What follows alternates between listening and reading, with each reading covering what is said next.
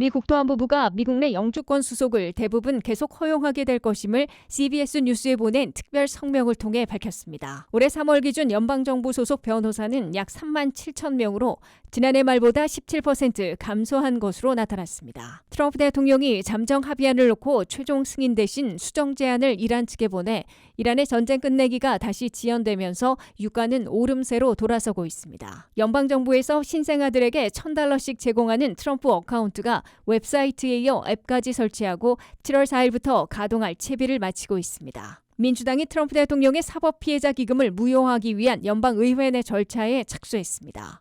시청자 여러분 안녕하십니까? 워싱턴 뉴스 투데이입니다. 트럼프 행정부가 미국 내 영주권 수속을 대부분 계속 허용하게 될 것임을 CBS 뉴스에게 보낸 특별 성명을 통해 밝혔습니다. 국토안보부는 미국 내 영주권 수속을 중지하는 것으로 보도된 새 지침은 기존의 재량권에 관한 규정과 정책을 상기시킨 것뿐이라며 상당한 자격이 있고 미국 경제와 국가 이익에 기여하는 전문직 신청자들은 계속 미국에서 영주권 수속을 할 수 있을 것이라고 밝혔습니다. 한면택 기자가 보도합니다. 트럼프 행정부가 대다수의 미국 내 영주권 수속을 중지하는 것으로 비춰진 새 이민 지침이 큰 파장을 불러일으키자 전격 유턴하고 있는 것으로 보입니다. 트럼프 행정부의 국토안보부는 CBS 뉴스에 보낸 특별 성명을 통해 미국 내 영주권 수속을 중지하는 것으로 시사했던 5월 21일자 새 지침은 기존의 재량권에 관한 규정과 정책을 상기시킨 것일 뿐 대부분의 이민 수속자들에게는 눈에 띄는 영향은 없을 것이라고 파문진화에 나섰습니다. 국토안보부 성명은 특히 상당한 자격이 있고 법을 준수해왔으며 미국의 국가이익이나 미국 경제에 기여해온 고숙련 전문직을 중심으로 앞으로도 계속 미국 내 수속이 가능할 것이라고 강조했습니다. 다만 이민 서비스국 관리들은 케이스 바이 케이스로 미국 내 수속이 아니라 본국으로 돌아가 이민 비자를 신청해야 할 대상을 재량으로 결정하게 될 것이라고 밝혔습니다. 국토안보부 특별 성명에 대해 다수의 이민 전문 변호사들은 새 지침이 큰 혼란과 공포를 이야기하자 전격 유턴한 것으로 보인다면서 기대했던 대로 발표보다 훨씬 범위를 좁혀 실행하려는 것이라고 해석하고 있습니다. 그러나 미국 내 영주권 수속자들은 미국서 영주권을 수속해야 하는지를 증명해야 하는 추가 부담과 추가 지연은 불가피한 것으로 보인다고 이민 전문 변호사들은 지적하고 있습니다. 이민 서비스국으로부터 미국 내 영주권 수속을 지속하도록 허용받을 가능성이 가장 높은 범죄로는 첫째, 이민 의도로 인정받고 있는 H-1B 전문직 취업 비자와 L-1 주재원 비자 소지자들로 꼽히고 있습니다. 이들 비자 소지자들은 이민국이 질문해 올 경우 이민 의도를 인정받는 두 종류의 비자를 비자 조건 위반 없이 유지해왔음을 입증하고 스폰서 회사로부터 숙련 전문직으로 회사와 미국 경제 또는 국가 이익의 필수 요원이라는 점을 설명하는 증빙 서류들을 제출해야 할 것으로 보입니다. 이때에는 미국 내 고용 기록과 세금 납부, 가족관계 등을 함께 제출하는 게 바람직합니다. 취업이민 영주권 수속자들 중에서 적체가 있어 장기 대기해온 2순위와 3순위 신청자들도 미국 내 수속을 계속 허용받을 것으로 예상되고 있습니다. 이들은 오랫동안 같은 고용주와의 관계를 맺어왔고 이민법을 준수했다는 기록을 제출해야 합니다. 투자이민인 EB-5 수속자들은 거액을 투자해 미국 경제에 기여하는 것이므로 미국 내 영주권 수속이 계속 가능할 것으로 보입니다. 둘째, 반면에 다른 비이민 비자들은 미국 내 영주권 수속을 계속 허용받기 쉽지 않을 것으로 예고되고 있습니다. B1, B2 방문 비자를 갖고 미국에 처음 왔다가 도중에 유학생 비자, 취업 비자 등을 거쳐 영주권을 수속하고 있는 경우 불가피하게 본국 귀국을 하지 않고 미국에 남아 영주권을 신청하게 된 경위를 설명해야 하고 방문 비자로 미국에 입국한 지 최소 3개월 이상 지나 비자 변경을 시도한 타이밍도 맞춰야 합니다. F1 유학생 비자, J1 교환 연수 비자 소지자도 방문 비자보다는 가능성이 높지만 미국 내 영주권 수속을 허용받기가 그리 쉽지는 않아 본국으로 귀국해 이민 비자를 받고 미국에 다시 오라는 결정을 받을 것으로 예상되고 있습니다. 셋째, 가장 미국 내 수속이 어려워지는 경우들은 이민 수속 중에 오버스테이, 체류 시한을 넘긴 경우, 이민법을 위반한 경우, 음주운전을 포함한 범죄 기록이 드러나는 경우들로 꼽히고 있습니다. 미국 시민권자의 직계가족처럼 강력한 가족관계가 없고 이민법 위반까지 드러나는 경우 미국 내 영주권 수속이 거의 불가능해질 뿐만 아니라 본국으로 돌아가면 불법 체류기간이 1년 이상이면 3년간, 3년 이상이면 10년간이나 미국에 재입국할 수 없어 미국 이민 자체가 무산될 것으로 지적되고 있습니다. WKTV 뉴스 안면택입니다. 미 연방정부 소속 변호사가 올 3월 기준 약 3만 7천 명으로 지난해 말보다 17% 감소한 것으로 보도됐습니다. 법무부와 교육부 등 주요 기관에서 인력 감소가 두드러졌으며 이에 따라 정부의 소송 대응과 규제 검토 역량이 약화될 수 있다는 우려가 나온다고 뉴욕타임스가 전했습니다. 반면 백악관과 트럼프 대통령은 행정부 정책을 충실히 이행할 인재를 확보하는 과정이라며 문제될 게 없다는 입장을 밝혔습니다. 안혜린 기자의 보도입니다. 트럼프 행정부 2기 출범 이후 미국 연방정부를 떠난 변호사가 10,000명을 넘은 것으로 집계됐습니다. 뉴욕타임즈는 연방고용 데이터를 분석한 결과 올해 3월 기준 연방정부 소속 변호사 수가 약 3만 7천 명으로 지난해 말보다 17% 감소했다고 보도했습니다. 같은 기간 약 3,200명이 새로 채용됐지만 퇴직과 이직, 해고 등을 포함해 정부를 떠난 변호사는 10,000명을 웃돌았습니다. 지난해 말 재직자를 기준으로 보면 약 5명 가운데 1명꼴이 정부를 떠난 셈입니다. 기관별 감소폭도 두드러졌습니다. 교육부는 변호사 수가 645명에서 303명으로 줄어 절반 이상 감소했고 주택도시개발부도 40% 가까이 줄었습니다. 전체 연방정부 변호사의 4분의 1 이상이 근무하는 법무부에서는 약 2,600명 넘는 인력이 감소해 가장 큰 규모의 인원 감소가 나타났습니다. 반면 국토안보부는 예외였습니다. 트럼프 행정부의 이민 단속 강화 기조에 맞춰 법률 인력이 20% 이상 늘어난 것으로 나타났습니다. 트럼프 행정부의 이민 단속 강화 기조에 맞춰 법률 인력이 20% 이상 늘어난 것으로 나타났습니다. 뉴욕타임즈는 이번 인력 유출이 공공서비스 분야를 선호하던 변호사들 사이에서 연방정부의 매력이 약화된 현실을 보여준다고 평가했습니다. 또 일부 인력은 민주당 소속 주 법무장관실이나 비영리단체 등으로 이동해 행정부 정책에 대한 법적 대응 역량을 강화하는 데 기여하고 있다고 전했습니다. 뉴욕타임즈는 변호사 감소가 정부 정책을 법정에서 방어하거나 각종 규제를 검토하는 업무에 부담을 줄 수 있다고 지적했습니다. 이에 대해 트럼프 대통령은 자신의 소셜미디어를 통해 해당 보도를 반박했습니다. 트럼프 대통령은 정부를 떠난 인력 상당수가 급진 좌파 성향의 인물들이며 많은 경우 자진 퇴사가 아니라 해고였다고 주장하면서 대규모 인력 이탈을 오히려 긍정적으로 평가했습니다. 백악관도 인력 공백 우려를 일축했습니다. 백악관은 현재 행정부가 대통령의 정책 공약 이행과 공공서비스에 헌신할 인재 확보에 집중하고 있다고 밝혔습니다. WKTV 뉴스 안혜린입니다. 미국과 이란이 종전을 위한 수정 제안을 내걸며 교전을 벌이는 등 다시 기싸움을 벌이고 있습니다. 트럼프 대통령이 이란과의 잠정 합의안을 놓고 최종 승인 대신 이란은 핵을 가질 수 없다는 강경 수정 제안을 이란 측에 보내면서 이란의 전쟁 끝내기가 다시 지연되고 유가는 오름세로 돌아서고 있습니다. 한면태 기자가 보도합니다. 미국과 이란의 전쟁 끝내기가 다시 늦춰지고 유가는 또 오르고 있습니다. 종전안의 무산까지는 아니지만은 잠정합의까지 발표하고도 최고 지도부의 최종 승인 대신 수정 제안을 내놓으면서 군사적 교전까지 벌여 또 한 번의 기싸움에 돌입해 있습니다.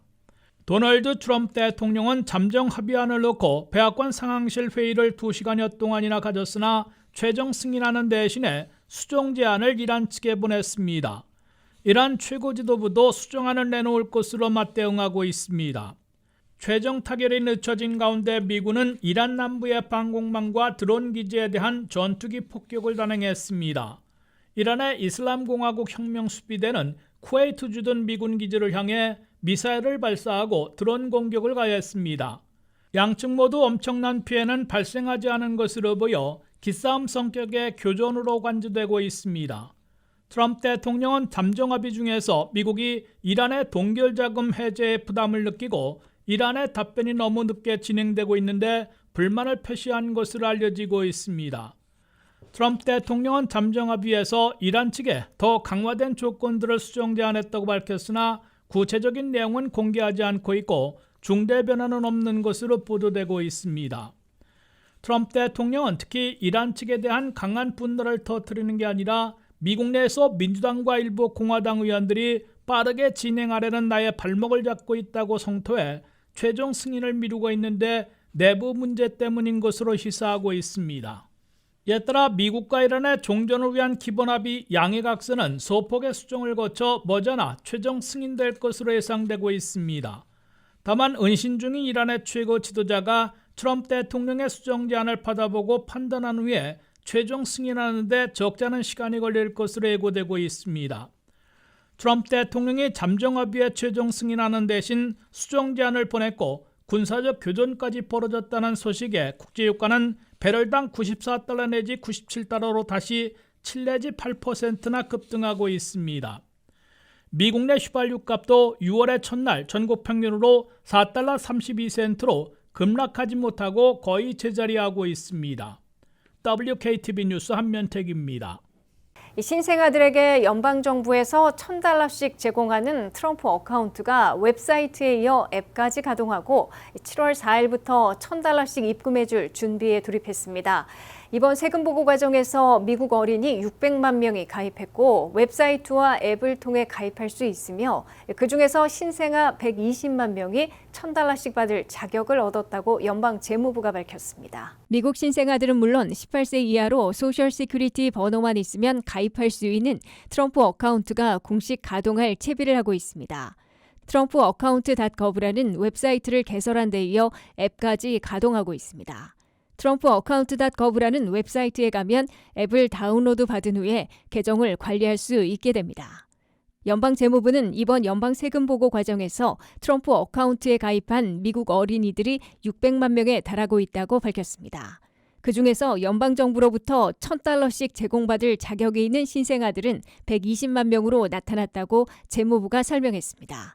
BBB법에 따라 신설된 트럼프 어카운트는 트럼프 2기 임기 중인 2025년 1월 1일부터 2028년 12월 31일 사이에 태어나는 신생아들에게 연방정부가 1인당 $1,000씩 제공하게 됩니다. 지금이라도 트럼프 어카운트에 가입하려면 웹사이트의 안내에 따라 우선 국세청 계정을 개설한 후에 폼 4547을 작성해 제출해야 합니다. 트럼프 어카운트 앱을 다운로드 받고 계정을 개설한 후 재무부의 초대 이메일을 기다려야 합니다. 이때 재무부의 이메일은 no reply의 trump-account.treasury.gov로 보내온 것인지 확인해야 합니다. 연방 재무부는 트럼프 어카운트 관련해서는 텍스트 문자나 전화로 통보하지 않으며 그럴 경우 사기로 간주해 회신하지 말라고 경고하고 있습니다. 트럼프 행정부는 미국 독립 250주년인 7월 4일부터 자격 있는 신생아들에게 1인당 $1,000씩 입금해주기 시작한다고 밝혔습니다. 독립기념일부터 $1,000를 자동 입금받게 되는 대상은 2025년 1월 1일부터 태어났고 소셜 시큐리티 번호가 있는 가입자들입니다. 이에 비해 델 컴퓨터 사주 부부가 기부한 $625억 지원받게 되는 대상은 10세 이하의 미국 시민권 아동 2,500만 명에게 1인당 $250씩 무상 지원하게 됩니다. 민간에서 참여하는 거부나 기업들이 계속 늘어나고 있어 지원 대상도 확대될 것으로 기대되고 있습니다. 2025년 이후의 신생아들로 트럼프 어카운트에 자동 입금받거나 델 지원을 받는 대상 아동들은 그 부모나 조부모 등 가족, 제3자가 연간 $5,000씩 불입해 줄 수 있게 됩니다. 가입자들에 대해선 뱅크 오브 뉴욕 멜론 은행이 계좌를 개설해주고 재무부로부터 자동 입금받을 수 있게 관리해주게 됩니다. 주식 등을 투자 사이트인 로빈후드와 연계해 트럼프 어카운트에 쌓이는 금액을 투자 관리에 더 불어나게 해주게 됩니다. 트럼프 어카운트에 입금되는 지원금은 아무 때나 마음대로 꺼내 쓸 수 없고 18세 생일이 지난 후 전체에서 절반을 학비나 첫집 마련 다운 페이먼트 등 지정된 목적으로 꺼내 사용할 수 있게 됩니다. 이어 25세에서 30세 사이에는 전액을 인출할 수 있고 승인받는 목적으로 사용할 수 있습니다. 30세가 넘으면 트럼프 어카운트에 있는 모든 돈을 꺼내 아무 곳에나 쓸 수 있게 됩니다. 민주당이 트럼프 대통령의 사법 피해자 기금을 무효화하기 위한 연방의회 내 절차에 착수했습니다. 민주당은 이 기금에 대한 미국 내 부정적 여론이 거세다고 판단하고 중간 선거에서 상하원 다수당을 되찾기 위해 이번 사안을 정치적으로 쟁점화하는 모습인데요. 버지니아주 연방지방법원은 기금 조성에 제동을 건 가운데 공화당 내부에서도 중간 선거에 미칠 우려의 목소리가 나오고 있습니다. 안혜린 기자의 보도입니다. 민주당이 트럼프 행정부의 사법 피해자 기금을 무력화하기 위한 의회 내 대응에 본격 나섰습니다. 척 슈머 상원 원내대표는 의원들에게 보낸 서한에서 해당 기금이 단 한 푼도 집행되기 전에 폐지하겠다며 조직적인 저지에 나서겠다고 밝혔습니다. 민주당은 두 갈래 전략을 추진하고 있습니다. 공화당이 의회 절차를 통해 기금 관련 법안을 처리하는 과정을 최대한 지연시키는 한편 기금 자체를 폐지하는 법안도 별도로 발의했습니다. 상원 의원들이 공동 발의한 법안에는 2021년 16이사당 폭동사태 피고인에게 세금이 지급되는 것을 금지하고 대통령이나 부통령이 제기한 소송과 관련된 합의금 지급도 제한하는 내용이 담겼습니다. 민주당은 이 문제가 유권자들의 반감을 살 수 있다고 보고 오는 11월 중간선거를 앞둔 핵심 쟁점으로 부각시키고 있습니다. 실제로 공화당 내에서도 우려가 제기되고 있습니다. 일부 공화당 상원 의원들은 선거에 악영향을 줄 수 있다며 백악관과 법무부의 기금 조성 계획을 재검토해야 한다는 의견을 전달한 것으로 알려졌습니다. 최근 공화당 의원들과 법무부 고위 관계자 간 비공개 회동에서도 기금을 둘러싼 격론이 오간 것으로 전해졌습니다. 논란의 중심에 선 반무기화 기금은 약 17억 7,600만 달러 규모로 추진되고 있습니다.